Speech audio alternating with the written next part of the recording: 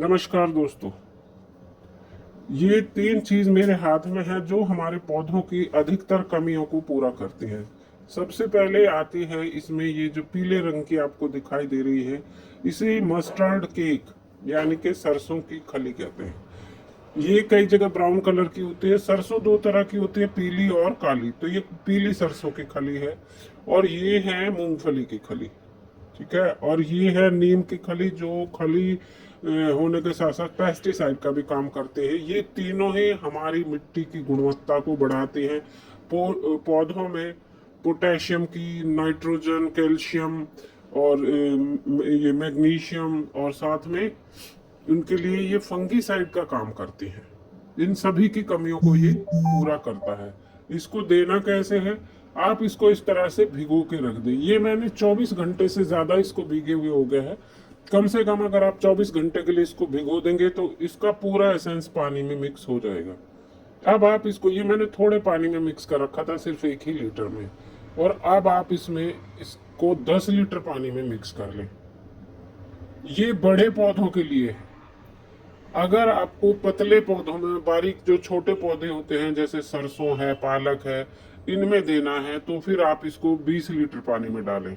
क्योंकि उनमें क्या होता है, कई बार इससे फंगस भी हो जाती है, क्योंकि ऊपर पपड़ी आ जाती है अगर गाढ़ी है तो। ठीक है। तो इसको हम, ये मैंने तैयार किया है जो मेरे बड़े गमलों में, लगभग 20-20 इंच के या 12 इंच के, 14 इंच के जो गमले हैं, बड़े पौधे जो हैं उनके लिए तैयार किया है, ना कि छोटे सब्जी वाले पौधे। बड़े सब्जी वाले पौधों में दूंगी, नींबू में, बैंगन में आप इसको दे सकते हैं इस तरह से 10 लीटर में। लेकिन छोटे पौधों के लिए चाहे पतला हो जाए, लेकिन गाढ़ा पेस्ट इसका जो पानी है ये नहीं होना चाहिए। ये अपराजिता का पौधा है मेरे पास यहाँ, जिसमें मैंने गेंदा भी लगा रखा है। इसमें नेमाटोड, जो जड़ों में गांठ, जड़ गांठ रोग भी जिसको कहते हैं, वो लग गया है। तो इसमें ये फ्रीक्वेंटली मुझे देना है, इससे ये कंट्रोल हो जाता है, पौधा बच जाता है। तो सबसे पहले, देने से पहले ध्यान रखना है मिट्टी को सूखा रखना है। 2 3 दिन पहले, या मौसम ठंडा है या बरसात का है तो 4 दिन 5 दिन पहले इसको आपको पानी देना बंद कर देना है। मिट्टी सूखी रहनी चाहिए, नहीं तो पौधे में फंगस हो जाती है। खली में फंगस बहुत जल्दी होती है, आपने देखा होगा, बहुत जल्दी इसमें स्मेल होती है, फंगस आ जाती है, सड़ जाती है। तो इससे पौधे, मिट्टी की गुणवत्ता बढ़ेगी। पौधे की जो वो है बीमारियां हैं, जो इसमें नेमाटोड है, वो भी कंट्रोल होगा। साथ ही बहुत सारे पोषक तत्व इसके, नाइट्रोजन, जिसकी वजह से फोटोसिंथेसिस में जो हेल्प करता है, और नाइट्रोजन के बिना पौधे के पत्ते पीले पड़ जाते हैं। उन सब को लिए ये जो मिट्टी है, ये सरसों की खली है, ये बीच बीच में देनी जरूरी होती है। तो इसको देने से आपके पौधे जो है हरे भरे रहेंगे और इनकी ग्रोथ बहुत अच्छी होगी। नाइट्रोजन के बिना पत्ते पीले पड़ जाते हैं और पौधा जो है वो कमजोर रह जाता है।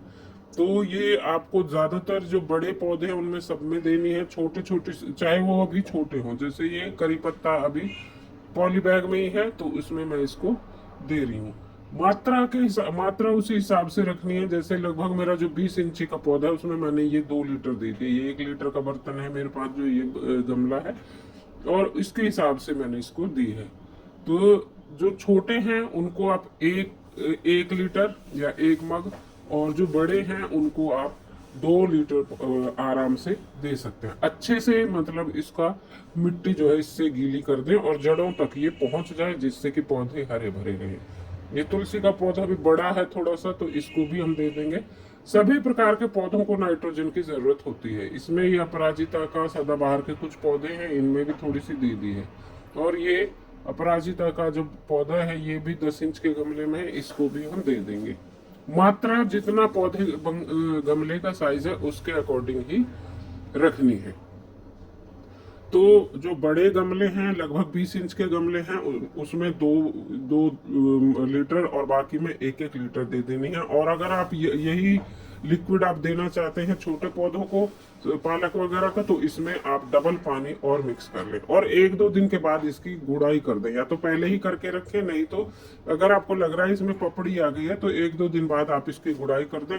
हवा लग के ये ठीक हो जाएगा। ये बाकी का बचा हुआ छत पे नींबू में